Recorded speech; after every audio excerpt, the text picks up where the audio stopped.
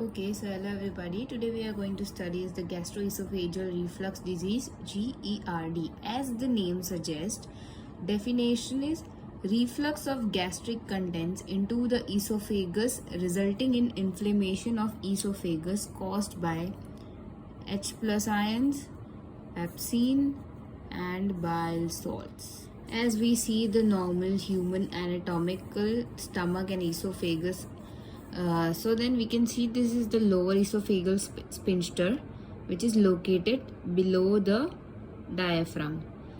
So this is here the food comes in the esophagus, the lower esophageal sphincter relaxes, the food enters into the stomach and then later it contracts. The contraction leads to prevention of gastric contents to go back into the esophagus.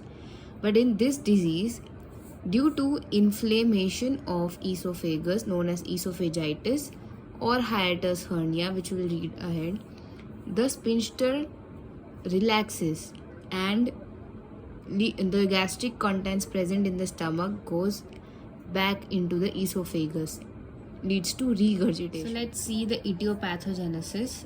In normal condition, in normal human beings having no disease state, due to spicy, oily and heavy meals causes relaxation of LOS, stands for lower esophageal sphincter.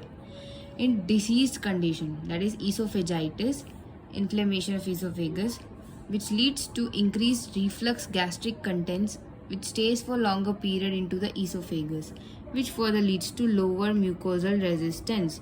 The mucous membrane gets weak and then which causes inflammation. So this is also known as motility disorder. Now let's see the mechanisms which are implicated. So impaired tone of LOS, that is lower esophageal sphincter, becomes low due to hiatus hernia, diabetes, surgery on esophagus, prolonged nasogastric intubation. Second, LOS tone fails to increase when intra-abdominal pressure rise. So when intra-abdominal pressure rises, the sphincter fails to increase the tone, which occurs mostly in obesity, pregnancy, ascites, etc. These are the states which increases the intra-abdominal pressure. Reduction of LOS tone, then impaired esophageal mucosal resistance, which caused by smoking and alcohol, which weakens the mucosa, destroys it, which become more prone to inflammation. Then delayed gastric emptying and ready gastric contents to reflux. Precipitating factors are old age, smoking, fat, chocolate, coffee, alcohol, hiatus hernia, gastric stasis, this is due to the drugs, that is anticholinergics. Then diabetes, systemic sclerosis, raised intra-abdominal pressure. We have seen that in pregnancy, ascites, obesity, intra-abdominal pressure increases, and sedentary habits. Clinical features are age. Middle-aged individuals are more prone to GERD. Then obese females are more prone than males. Signs and symptoms seen are heartburn. This is the first and foremost sign which is seen, also known as pyrosis. Regurgitation, which leads to acidic taste in the mouth and erosion of the incisors, teeth.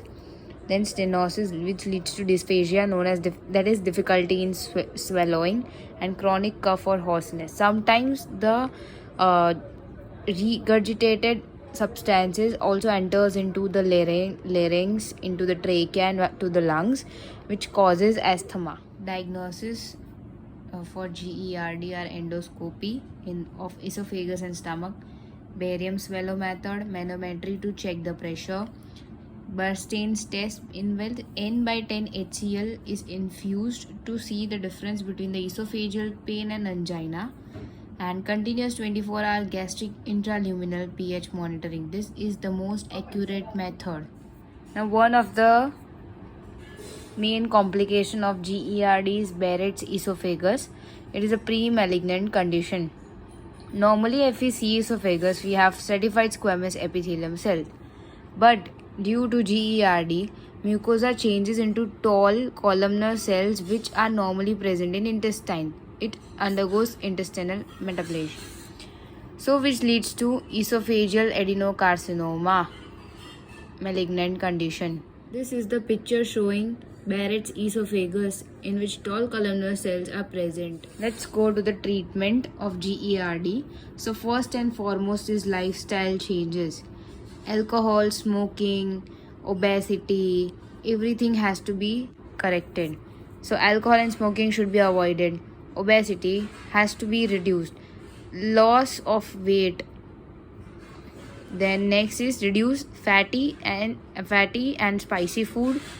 Avoid analgesics and anti-inflammatory drugs which leads to GERD. So this all things has to be avoided. Then lying flat after eating has to be avoided. The drugs which are to be given to correct GERD are proton pump inhibitors, that is omeprazole 20 mg once or twice a day, and H2 blockers ranitidine 150 mg BID. Low dose antidepressants are given at night, which is useful for functional disorder, and at last surgeries are done, that is fundal plication, in which the upper part of the stomach is folded around the esophagus and tight, so the esophagus becomes hard and does not move, and which reduces GERD. So thank you for listening. Please like, share and subscribe to my channel.